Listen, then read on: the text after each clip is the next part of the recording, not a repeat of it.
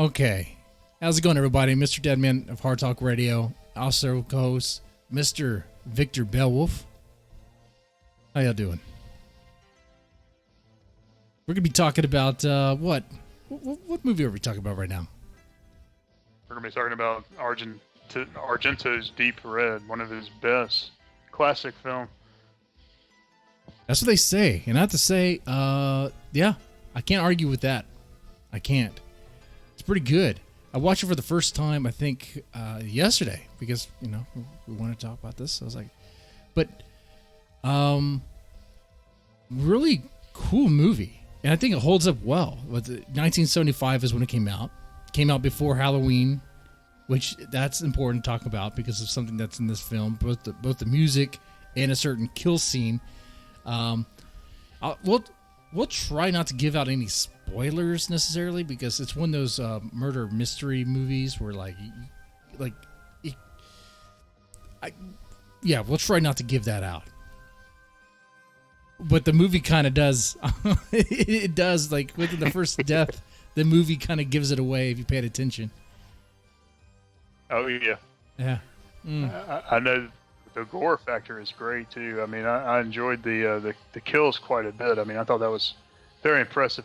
But of course, if you've seen any Argento films, you know that gore is going to be pretty fucking good. Yeah, that's what you can expect. That the gore is being pretty nasty, but also very vivid. Like the blood, it's going to be that very vivid red. It's obvious fake, but it just looks cool. It really stands out. The huge contrast with the pale white skin. You know, this movie is very artistic. Like every shot is like a painting, you know? That's true. I agree with that. I think what really makes this movie stand out compared to like modern movies is that it's not green screened. It's all natural. They're in the location. Like, and the camera movement. Dario Argento, he's moving the cameras. You know, you get that.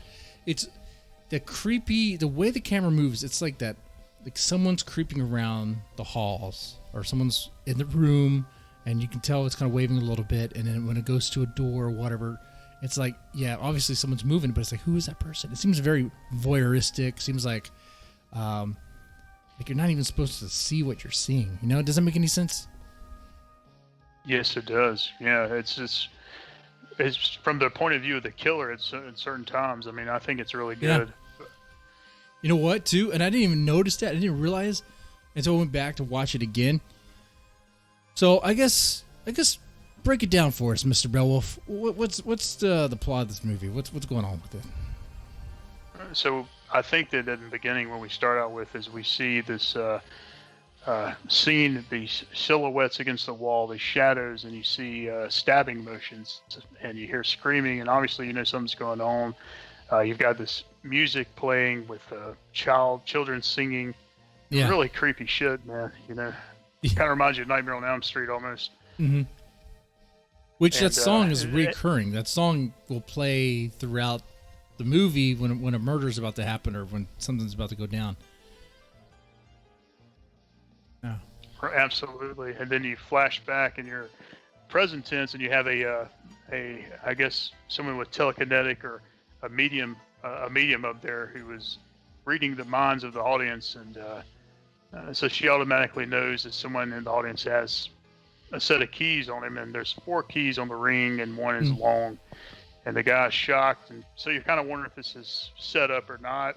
And then all of a sudden she begins to freak out because she's picking up this negative energy coming from someone in that audience, and it's really creepy, really horrible thoughts. And the once again the music, the children singing, she picks up on that. Mm-hmm. Just very interesting. And which another fact about that is that the auditorium is a deep red color.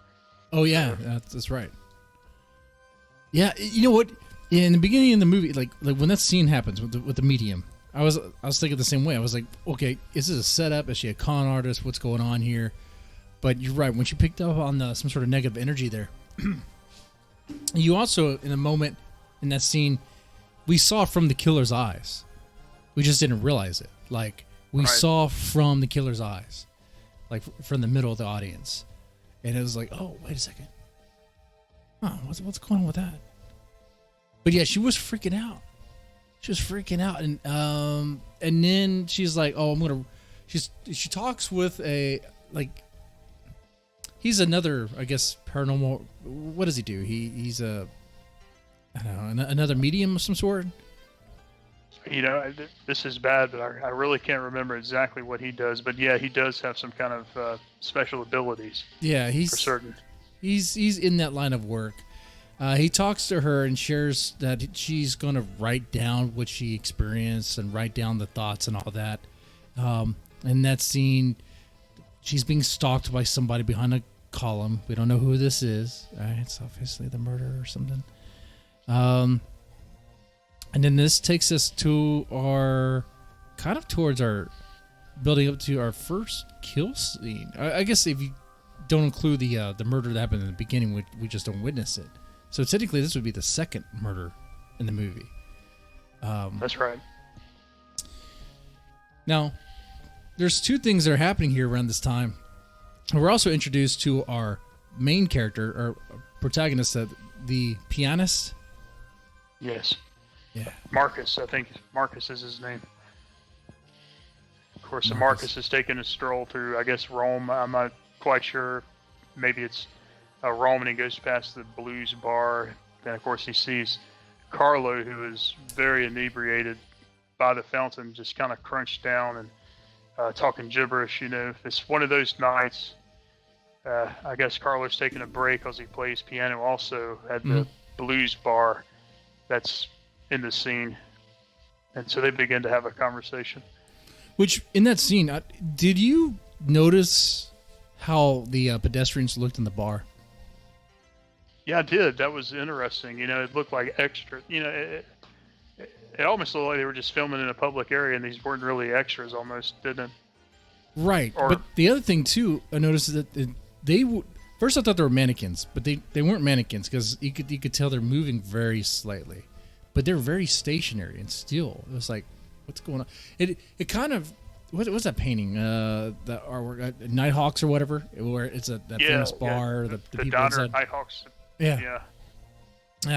So that's what I'm saying. Like, throughout this movie, just about every scene, every shot, this is an art house film, completely straight up art house. 100%. So we're introduced to Carlos, our drunk, who is an interesting character. We'll find out later in the movie. It gets in spoiler territory, but he's an interesting guy. Absolutely. Around the same time, we have a murder going down. Where the medium, which I thought she was going to be the protagonist. No, she's the second victim, if you will. She's off right away. She opens the door, which surprises me. You think she would have picked up that she had been in a sense of danger, and turns around, I guess, when she begins to run, and I guess they put a meat cleaver right into her shoulder, right off the bat, like no hesitation.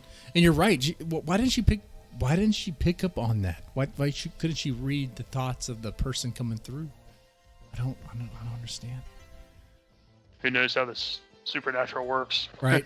Strange and mysterious. It picks and chooses. Maybe she had a couple of drinks. Maybe, I don't know. Maybe she had some cocktails or something.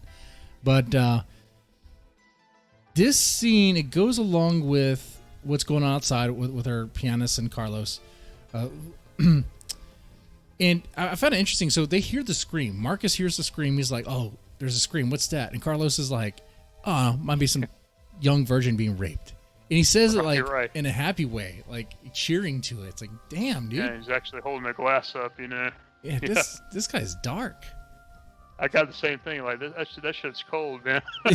Right. But knowing Carlos's character, it kind of makes sense why he wouldn't really care. And also, I think he knows. Oh yeah. I'm not gonna say much more. Try not to.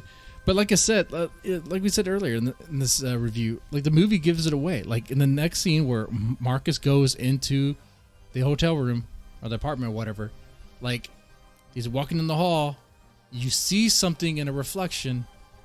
It's really odd. It seems out of place. That was it.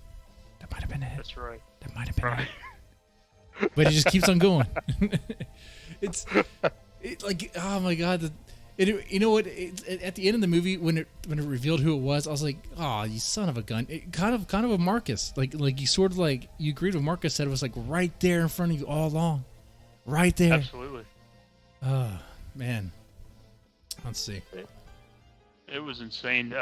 But yeah, there was that scream like we're talking about, and of course, Carlo goes back inside that diner, and he's walking back to his apartment because it takes place in the same building he lives in. Mm-hmm. And of course, that's when he sees the psychic leaning up against the window, smashing up against it, and then she breaks through the glass. And so he runs into her room to, I guess, investigate or to save her, do whatever he's going to do. And that's when he notices, or, he sees these paintings as he's going down this long hallway. Yeah, he sees the paintings, sees the mirrors, sees the reflection. Yeah, and she was writing stuff down. She was writing what she experienced, and the killer took that. The killer was very concerned about that information. Didn't want that to get out there. That's right. But now you get the cops on the scene, and then Marcus has to explain why he was there and all that. And then we get our journalist, Gianna Brizzi, played by Daria Nicolodi. Oh wow! Okay. Now she is a fun character. She was pretty fun. She was kind of like the comic relief, but also like she challenged Marcus. I thought she took no shits. She was not going to let Marcus just like boss her around or whatever. But which is interesting because you're looking at 1975, right? Yeah. And so that's a little out of place for that time period, I guess, for the woman to be like she was. But yeah, you're right. Yeah, I mean, there's a scene. There's a scene with her between exchange between her and Marcus, where they are talking about. I don't know how it comes up. I guess talk about women, and Marcus like, oh, women are weaker or whatever. They're weak, and Gianna's like, oh, is that so? And she challenges him to an arm wrestle. It's like Indian wrestle right now. Let's go. And she dominates him. She beats his ass several times. And every time he's like, you're cheating. Not fair. It's like, But at the same time, though, she also had the hots for him. Like she liked Marcus. She was like, I agree with that. Yeah, she was all about Marcus. She was like, hey, when am I going to see you again? Am I going to see you again? Never. Oh, and then the car scene. What did you think about the car scene?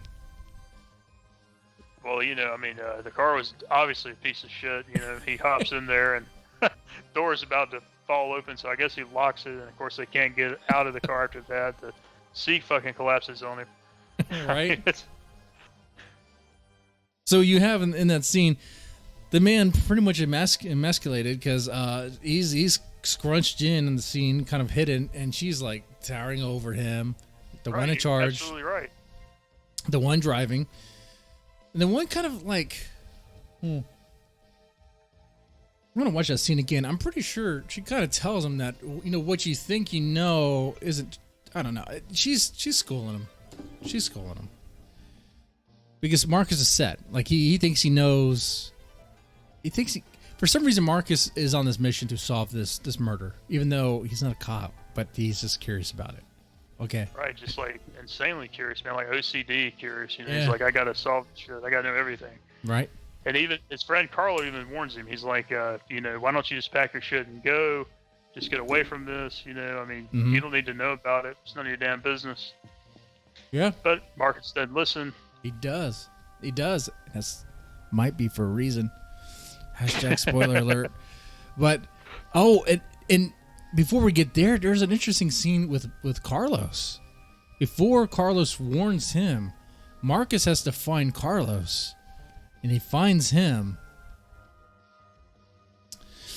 with a homosexual lover. So once again, kind of progressive for its time. Yeah, it really is ahead of its time for sure. Carlos is all about the femboy. That femboy bussy. Anyway. Yeah, and after that scene, Carlos gives him the warning. Marcus is not going to listen to it. Right. That's when I think the movie starts really dialing up, because now you have, I think around this time, Marcus is being targeted, right? Like at his apartment. That's right. Marcus is being targeted. He's actually doing a composition. He's creating, I guess, some sheet music. Yeah. And all of a sudden, he hears that noise once again. The music and the children singing. Which, if you hear that every time there's a death, you know something's wicked's about to fucking happen, because that music is played by the killer. That scene, okay, not to belittle this movie. When I first saw that scene, I was thinking of that movie. Was it called Say Anything? Say Anything, yeah, with the boombox. Because I'm like, what's going on here? Is she, or it, or he, well, whoever it is, outside the window playing this song for him? Like, what's going on? But it and you see like that is clearly the murderers are walking around, creeping around. Marcus seems to be aware, but still playing the music to try to keep him distracted. Whatever, seemed like he doesn't know, and. There's another scene where, once again, the camera, the way it moves is very cool, very kind of creepy, kind of jarring. And then, boom, it happens real fast. He shuts the door. He gets a call, and then you hear the whisper, "I'm going to kill you. I'm going to murder you. I'm going to murder you." Did you notice the voice, too? I mean, what did you think about that voice? Was it a deep voice, or? It was when I heard it, it sounded deep. Yeah, I thought the same thing, So that's interesting, right? It is, especially with what we know. Then again, anyone can deepen their voice, I suppose. Really, I'm gonna murder you. That's true. Yeah. It's one of these movies you want to go back and watch again just to see, kind of. I definitely agree. Man, there's a lot of good murder scenes after this, because this is the part where they start hunting to who is this person. They try to figure it out. Right. He ends up going to a library, getting a book, trying to find this house. What was the thing with the house? Can you remind me about that? I don't. The house. That's right. There was the guy who was involved somehow and had some supernatural abilities. Told him about a story. That's right. And in the story, there's children singing, and that's what it reminded him of when he started talking about the music and about what Helga had talked about, who was the medium at the beginning of the movie, what she heard, and her visions of the house and things like that.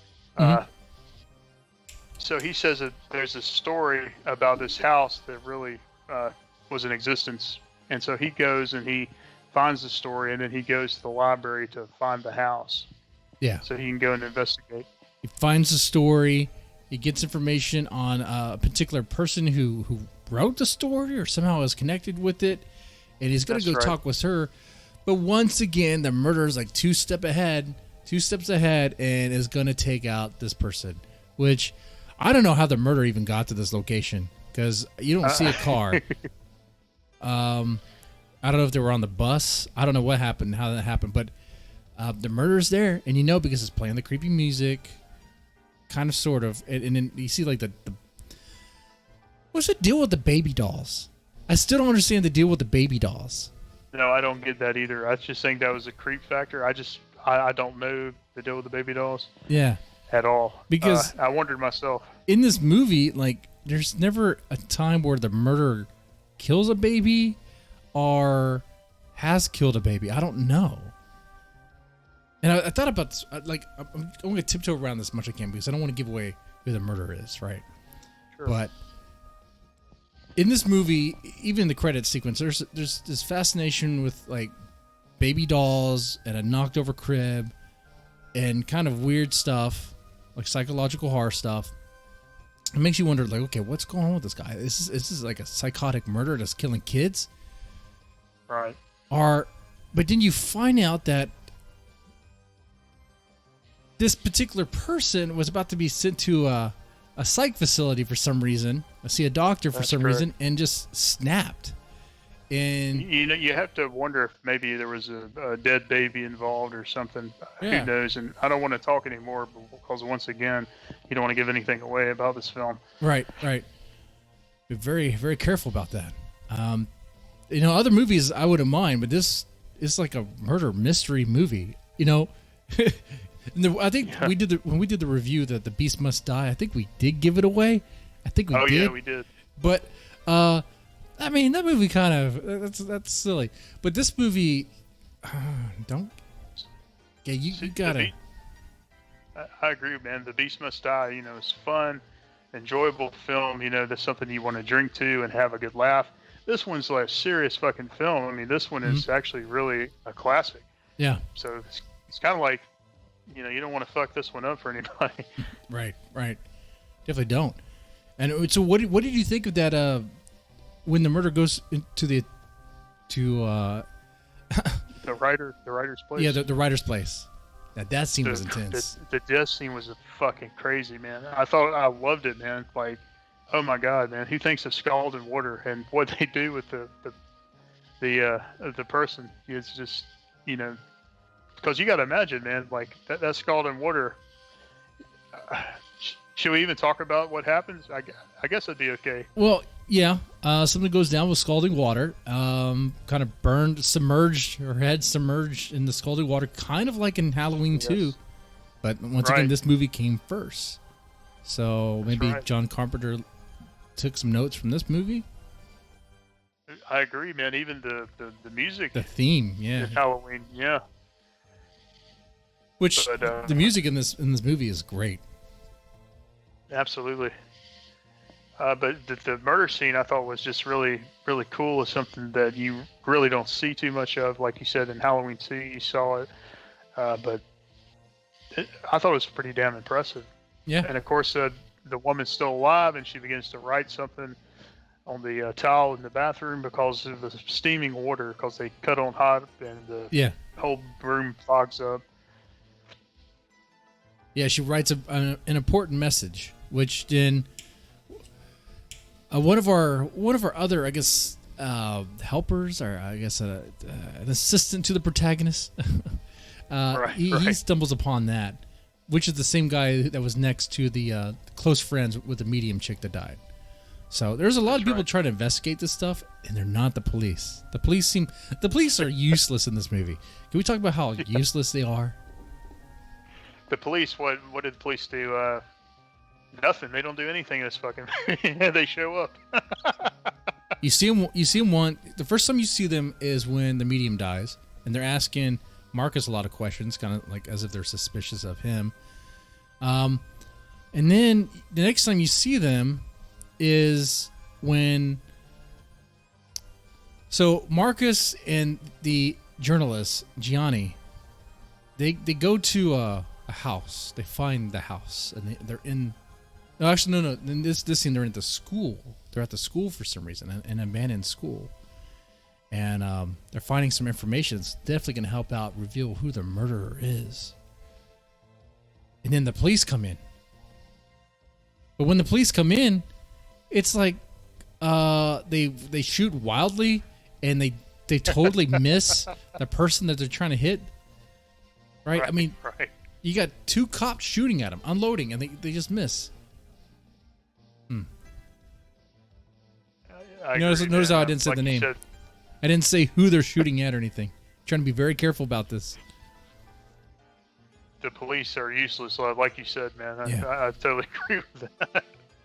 Useless police. I guess one other thing we could talk about is what's her name? Carlos's mom. Oh yeah, she is very I'd say almost senile is the vibe I picked up on. And she keeps thinking that Marcus is an electrician, maybe? I can't remember. Yeah, she keeps calling him an electrician, which is like, no, I'm a pianist. Has to correct her several times, and she seemed like she was flirting with him. if I didn't know any Right. better, I thought that she wanted Marcus to spend some close time with her. I got that impression as well, and she showed him some pictures on the wall. So I wonder, was she a celebrity in the past, or Hmm. I don't know. Which is interesting for another reason.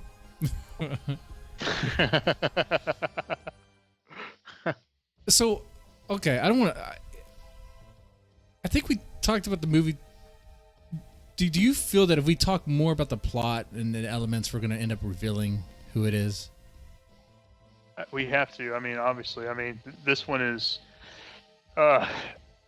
It's the type of movie to where you just can't talk about it, or you're going to give it away. What I'll do instead of talking about it exactly is ask you this, because something's been on my mind about this movie. Is that so? The killer is described as this maniac psycho, but I didn't.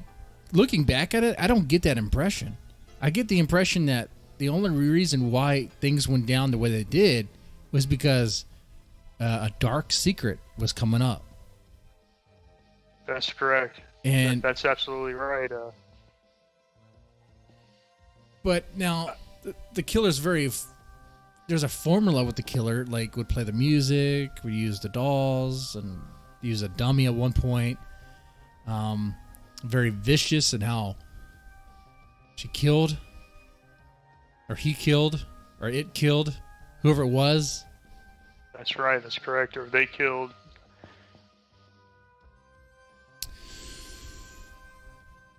Now, so what do you think? You think she's a psych? You think he's a psychopath, or you think not? So here's the thing. I think that the individual is probably psychotic. Well, no, maybe they are a psychopath. I think with the types of deaths they have, you have to be a psychopath, because some of the people suffered quite a bit. Right, right. But I think that the killings would have stopped had that medium had not picked up on those dark thoughts and announced it to the audience. I think the individual, the killer, heard that and became suspicious and felt that he or she had to eliminate that person so the secret wouldn't be exposed. And as Marcus kept meddling, that individual felt that, once again, everyone that Marcus interacted with had to be disposed of. So you can pretty much blame Marcus and the medium for everything in this movie. yeah, you could. Well, not really. I mean, the person's a psychopath, but I mean, if you think if the medium didn't pick up on that stuff, none of this stuff would have happened.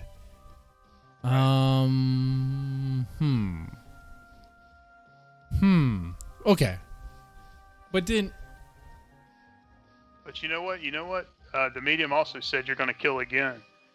You're having these dark thoughts. So probably this person has been killing all along. I don't know. Oh, you're right. I mean, this person has a reputation of killing, and we just don't know because we didn't see those bodies, and we weren't told about that. That could be something. That might be. There's something we didn't even touch on yet. I want to ask you this. What was the deal with the landlord guy and his daughter? What was the deal with that? Okay, so I think the landlord guy was just watching over that house. I don't know if he owned the house or if he was just the caretaker. But Marcus went to him, I guess, to let him into the house. And the daughter had, of course, seen a drawing at that school that they went to, the Leonardo da Vinci school where they went to, he and the journalist. But when he went to the house the first time, he noticed an image, some paint had peeled off, and there was a little bit of an image behind it. So he began to scrape off that paint on the wall, and it revealed this huge image of this child stabbing this what appeared to be a monster to death. Yeah. And of course, later on, when he goes to the caretaker's house, he sees that same image on the girl's bedroom wall. Image. And needs to know where that came from. Now, where she saw it. Right? It's like, how does she get that?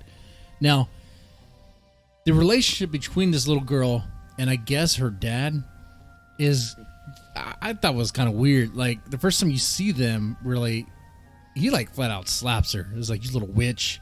It's like, what? Yeah. What? Yeah. She like stabs a lizard, and it was like struggling, which was probably a real lizard, by the way. That probably was a real animal. Huh. It did not look like a prop. Yeah. You're right. You're right.